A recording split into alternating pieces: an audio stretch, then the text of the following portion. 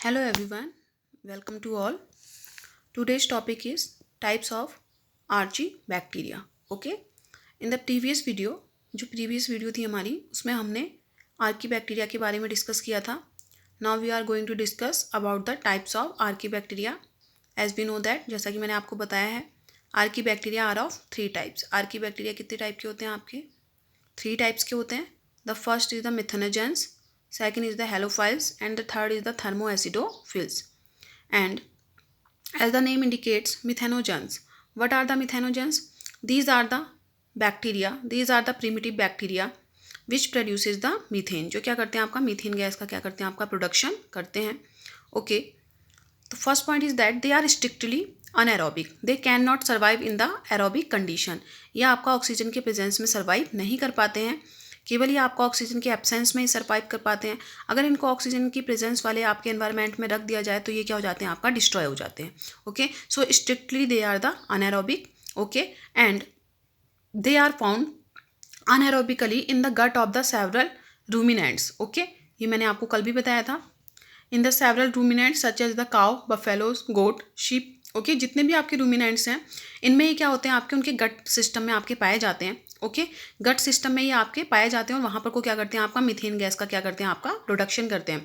As we know that these are the animals जो क्या करते हैं आपका मेनली आपका ग्रासेस, क्योंकि हर्बीवोर होते हैं आपके ग्रासेस के ऊपर फीड करते हैं. और आपको पता है कि जो प्लांट्स होते हैं, प्लांट्स का मेन आपका जो प्रोडक्ट होता है वो क्या होता है आपका सेलुलोज होता है. उनकी जो सेलुलोज उनमें पाया जाता है आपका. तो इन जब ये आपका सेलुलोज को ईट करते हैं तो सेलुलोज आपका इनकी बॉडी में क्या होता है आपका डाइजेस्ट होता है. तो इनके गट सिस्टम में आपके ये पाए जाते हैं आपके बैक्टीरिया, और वहाँ पर को क्या करते हैं आपका उस सेलुलोज का ब्रेक डाउन करके क्या करते हैं आपका ये मीथेन गैस का क्या करते हैं आपका प्रोडक्शन करते हैं. Okay, now coming to next point. These bacteria have been exploited for the production of the methane gas or गोबर gas from the dung of the these animals. Okay, तो क्या होता है आपका लार्ज स्केल्स पे आपका क्या किया जाता है आपका मिथेनोजेंस का आपका यूज़ किया जाता है. क्यों यूज़ किया जाता है आपका for the production of the biogas. We can say that methane gas और गोबर गैस का आपका प्रोडक्शन करने के लिए इनका यूज़ किया जाता है. इनका जो यूज़ होता है आपका, ठीक है, वो किस लिए होता है आपका ताकि आपका जो क्या हो आपका कुकिंग गैस हो उसका प्रोडक्शन हो सके. आपको पता है कि जो गोबर गैस होती है उसमें मीथेन गैस होती है आपका वो मेन कंपोनेंट होता है किसका हमारा कुकिंग गैस का. ठीक है, यानी कि जो आपके घरों में गैस सिलेंडर्स होते हैं उसमें आपका मीथेन आपका मेन कंपोनेंट होता है उसका. ठीक है, तो इसीलिए आपका मीथेन का यूज़ आपका फूड के प्रोडक्शन में किया जाता है, कुकिंग में किया जाता है. तो लार्ज स्केल पे क्या होता है आपका ये बैक्टीरिया आपका यूज़ होते हैं आपके किस में आपका मीथेन के प्रोडक्शन में. और उनके उन मीथेन्स को आपका किसी पाइप ट्यूब्स के जरिए, जो पाइप होते हैं आपके और जो ट्यूब्स होते हैं उनके जरिए क्या किया जाता है आपका घरों तक पहुंचाया जाता है. ठीक है, तो इसके लिए क्या होगा आपका इनको जो मिथेनोजेंस हैं आपका स्पेशली आपके स्पेशल चैम्बर बने होते हैं. ठीक है, स्पेशली डिज़ाइन आपके गोबर गैस प्लांट्स होते हैं उनमें क्या किया जाता है इनको ग्रो कराया जाता है. एक साइड से आपका गोबर को इंट्रोड्यूस किया जाता है, इनको ग्रो कराया जाता है, दूसरी साइड से आपका स्लरी को क्या किया जाता है आपका निकाला जाता है. स्लरी क्या होता है डाइजेशन के बाद जो कंपोनेंट बचता है आपका उसको क्या बोला जाता है आपका स्लरी बोला जाता है. ठीक है, an important point is that they help in the fermentation of the cellulose also, क्योंकि आपका फर्मेंटेशन कर रहे हैं आपका सेलुलोज का.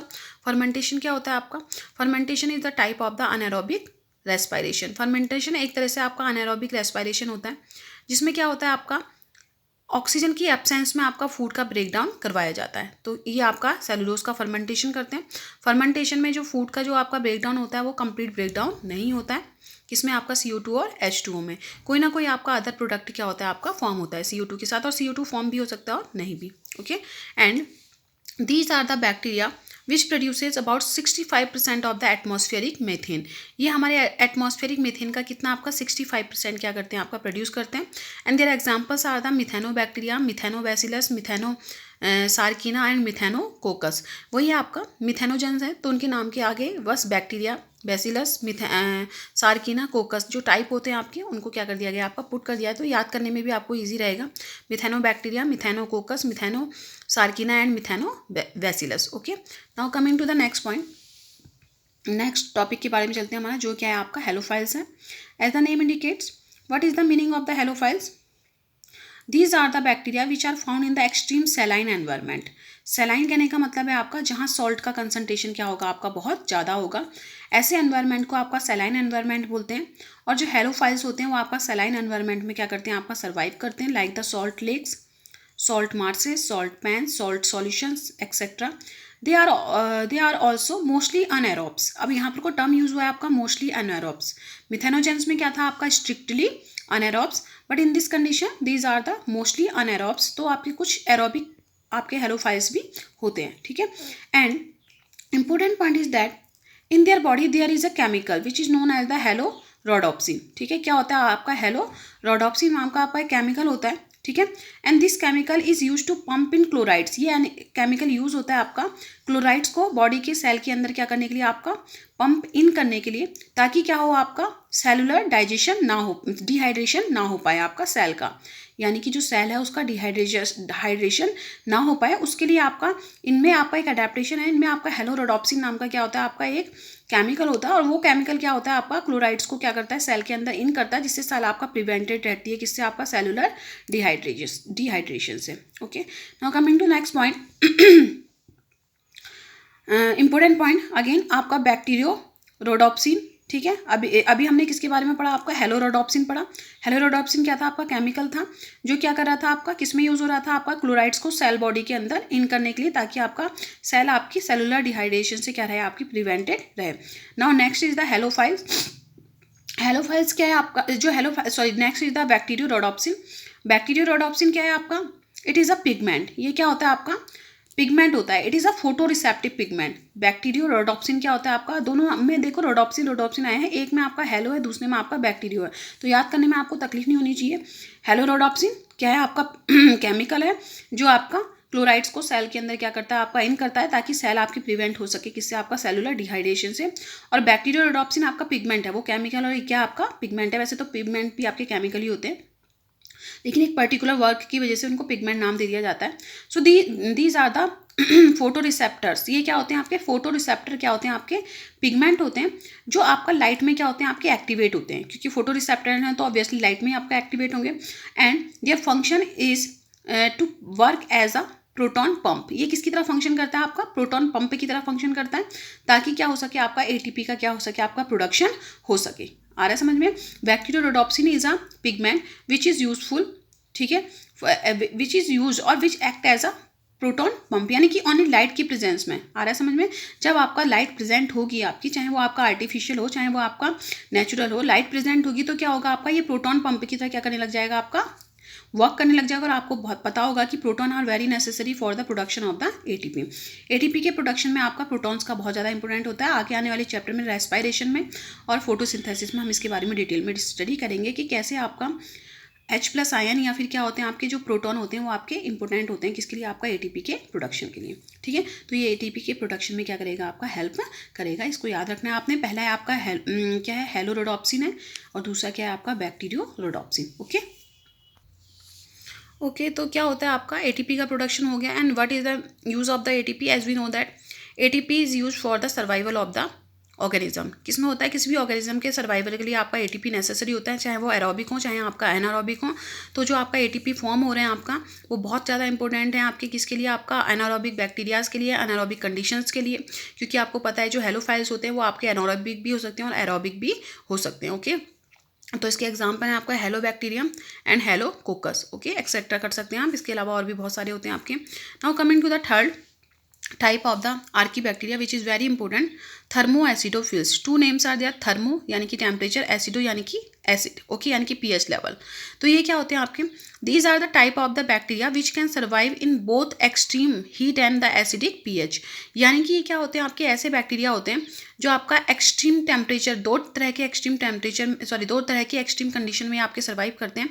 First is the extreme temperature, यानी कि आपका बहुत ज़्यादा आपका हाई टेम्परेचर होगा, बहुत ज़्यादा हाई क्या होगी आपकी हीट होगी, एक्सट्रीम हीट होगी.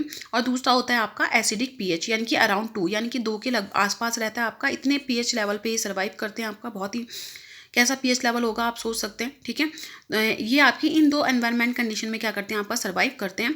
और इंपॉर्टेंट पॉइंट है आपका, जब ये आपका and most important point is that they may be aerobic and anaerobic. ठीक है, तो इनके केस में इंपॉर्टेंट पॉइंट क्या है आपका, ये एरोबिक भी हो सकते हैं और आपका अनएरोबिक भी हो सकते हैं. ये मैंने लिखा नहीं है तो आपको पता होना चाहिए. They may be aerobic and anaerobic, दोनों तरह के आपके होते हैं आपके. जैसे हमने पहले में पढ़ा था कि मिथेनोजेंस में कि स्ट्रिक्टली क्या थे आपके अनएरोब्स थे। लेकिन उसके बाद हमने क्या पढ़ा, हेलोफाइल्स में पढ़ा आपका मोस्टली अनएरोब्स थे। मोस्टली कहने का मतलब है कि ज़्यादा परसेंटेज आपका अनएरोबिक कंडीशन अनएरोबिक बैक्टीरियाज की होगी और कम किसकी होगी, आपकी एरोबिक की होगी। लेकिन इनके केस में क्या होता है, आपका मे बी एरोबिक और मे बी अनएरोबिक, ठीक है, 50-50% चांसेस होंगे। तो जब ये आपका अनएरोबिक कंडीशन में आपका सर्वाइव करते हैं आपका, तो ये क्या करते हैं, जो आपका सल्फर होता है, ठीक है, ये क्या करते हैं, उसको ऑक्सीडाइज कर देते हैं। सल्फर को किस में, आपका सल्फ्यूरिक एसिड में क्या कर देते हैं, आपका ऑक्सीडाइज कर देते हैं। यहाँ आप देख सकते हैं सल्फर को किस में ऑक्सीडाइज कर रहे हैं, आपका सल्फ्यूरिक एसिड में, H2SO4।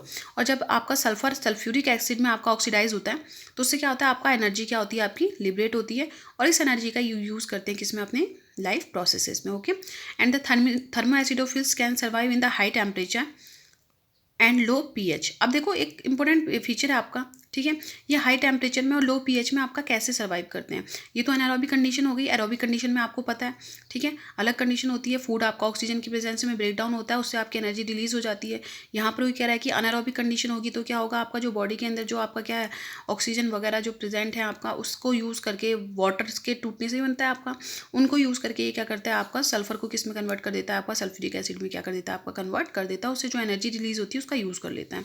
अब ये कह रहे हैं कि जो आपका थर्मो एसिडोफिल्स होते हैं वो इतने हाई टेम्परेचर में, इतने हाई एक्सट्रीम कंडीशंस में, ये आपका एसिडिक लेवल पे कैसे आपका सर्वाइव करते हैं। तो उसके लिए इनके पास कुछ स्पेशल फीचर्स होते हैं, ठीक है। पहला फीचर होता है कि जो इनकी जो आपकी सेल मेम्ब्रेन होती हैं, they have the branched chain lipids, ठीक है, जो आपका किसको, फ्लूइडिटी को क्या कर देते हैं, आपका रिड्यूस कर देते हैं। सेल की फ्लूइडिटी को क्या कर देते हैं, आपका रिड्यूस कर देते हैं। And second point is that they have the enzymes that can work at low pH। आपको पता है कि हर किसी एंजाइम का आपका स्पेसिफिक क्या होता है, आपका कंडीशंस होती हैं जिसके ऊपर वो फंक्शन करता है। तो ये जो एंजाइम्स हैं आपका वेरी लो pH पे क्या करते हैं, आपका फंक्शन कर सकते हैं, आपने देखा होगा। लेकिन कुछ एंजाइम्स ऐसे होते हैं जो आपका वेरी लो pH पे क्या हो जाते हैं, आपके फंक्शनल लेस हो जाते हैं। लेकिन इनके पास ऐसे एंजाइम है जो आपका लो pH लेवल पे, यानी कि 2 से 2 या 2 से कम पे ये क्या कर सकते हैं, आपका फंक्शन कर सकते हैं। And the third, enzymes that are the resistant to the high temperature, ठीक है, कोगुलेशन। देखो आपको पता है कि जब भी हम किसी एंजाइम की एक्टिविटी की बात करते हैं तो क्या होता है, आपका जैसे जैसे टेम्परेचर बढ़ता है वैसे वैसे एंजाइम की एक्टिविटी भी क्या होती है, आपकी बढ़ती है। लेकिन आपका जैसी ऑप्टिमम कंडीशन आती है, एक लेवल होता है हर किसी एंजाइम के वर्क करने का। जब वो लेवल आता है तो उसके बाद अगर टेम्परेचर बढ़ता है तो एंजाइम की एक्टिविटी स्लो हो जाती है, फिर एंजाइम क्या हो जाता है, आपका ब्रेक डाउन हो जाता है। लेकिन इनके पास ऐसे ऐसे एंजाइम्स होते हैं जो आपका 80 डिग्री या उससे भी अधिक के टेम्परेचर पे क्या कर सकते हैं, आपका फंक्शन कर सकते हैं, जिसकी वजह से ये क्या करते हैं, आपका हाई टेम्परेचर लेवल पे क्या कर सकते हैं, आपका सर्वाइव कर सकते हैं। एग्जाम्पल हो गया आपका सल्फोवोलस, ठीक है, थर्मोप्लाज्मा, और दूसरा क्या हो गया आपका थर्मोप्रोइटस, ठीक है। ये इसके क्या है, आपके एग्जाम्पल हैं। तो ये आपके तीनों आपके कंप्लीट हो गए, आपके 3 types of the archaebacteria, methanogens, halophiles and thermo acidophiles, ठीक है। Now coming to the point, बहुत ही इंपॉर्टेंट है आपका, ज़्यादा डिटेल में नहीं जाएंगे। That is the importance of the archaebacteria. Archaebacteria का इंपॉर्टेंस क्या होता है, the first is the modern biotechnology. ये आपका बायोटेक्नोलॉजी में क्या होता है, आपके यूज़ होते हैं। बैक्टीरिया क्या होते हैं, आपके बायोटेक्नोलॉजी में यूज़ होते हैं, क्योंकि एक्सट्रीम कंडीशंस में सर्वाइव कर सकते हैं। तो हमें जब जो बायोटेक्नोलॉजी है उसमें आपका जो pH लेवल होगा वो बहुत ज़्यादा हाई होगा, तो हमें ऐसे ही बैक्टीरिया से प्रोडक्ट लेकर के उनका यूज़ करते हैं। नेक्स्ट हो गया आपका बायोसेंसर्स। बायोसेंसर्स क्या होते हैं आपके, अच्छा, बायोटेक्नोलॉजी होती क्या है, पहले इसको समझ लेते हैं। Biotechnology is the integration use of the living and the non living things. ये क्या होता है आपका बायोटेक्नोलॉजी में, आपका यानी कि जो टेक्निकल चीज़ें हैं आपकी, जो मशीन वगैरह हैं, उनका आपका किसके साथ, आपका जो लिविंग थिंग्स हैं उनके साथ उनका यूज़ किया जाता है, ताकि आपका मैन के यूज़फुल मैन के लिए जो यूज़फुल आपके प्रोडक्ट हैं उनका क्या किया जा सके, आपका प्रोडक्शन किया जा सके। जैसे आपका अल्कोहल हो गया, बेवरेजेस हो गया आपका, जैसे DNA रेप्लिकेशन की प्रोसेस हो गई आपकी, आर्टिफिशियली कराई जाती है, किसके लिए, आपका किसी भी ऑर्गेनिज्म के आपका DNA को चेक करने के लिए, आपका क्रिमिनल साइट से आपका DNA को चेक करने के लिए, ठीक है। ये हो गया आपका बायोसेंसर्स। क्या होते हैं biosensors, are the devices, mainly आपके डिवाइसेज होते हैं, लेकिन थर्मो एसिडोफिल्स डिवाइसेज की तरह क्या करते हैं, आपका फंक्शन करते हैं। तो इन डिवाइसेज का फंक्शन क्या होता है आपका, ये आपका डिटेक्ट करते हैं कि किसी भी आपका लिविंग बायो ऑर्गेनिज्म या बायो मॉलिक्यूल के साथ कोई आपका केमिकल जुड़ा हुआ है या नहीं है, उसके डिटेक्शन की तरह ये क्या के लिए क्या किया जाता है, इनका यूज़ किया जाता है। Next is the generation of the biogas, methanogens का यूज़ होता है, आपको पता ही है। Next is the restriction enzymes. अब रेस्ट्रिक्शन एंजाइम क्या होते हैं, रेस्ट्रिक्शन एंजाइम्स का यूज़ किया जाता है आपका बायोटेक्नोलॉजी में। ये होते क्या हैं, these are the enzymes which get from the archaebacteria, यानी कि आपके अनएरोबिक बैक्टीरिया से क्या करने वाले, आपके ऑब्टेन करने वाले क्या होते हैं, आपके एंजाइम्स होते हैं जो उनसे ऑब्टेन किए जाते हैं, उनसे प्राप्त किए जाते हैं। And these are the enzyme which cut the DNA at the specific site. Cleavage करते हैं, ये डीएनए को क्लीव करते हैं, यानी कि कट करते हैं आपका स्पेसिफिक साइट्स पे। ओके, रेस्ट्रिक्शन एंजाइम हो गए। Now next is the thermophilic enzyme. जैसा हमने अभी पढ़ा, आपका थर्मोएसिडोफिल्स आपके ऐसे बैक्टीरिया हैं जो एक्सट्रीम टेम्परेचर में जिनके एंजाइम फंक्शन कर सकते हैं, तो उनकी बॉडी से आपके ऐसे एंजाइम आपके गेट किए जाते हैं जो आपका कितने डिग्री टेम्परेचर पे, आपका 80 डिग्री से अबव, ठीक है, 80 डिग्री तक तो नहीं, उससे अबव टेम्परेचर पे क्या कर सके, आपका फंक्शन कर सके।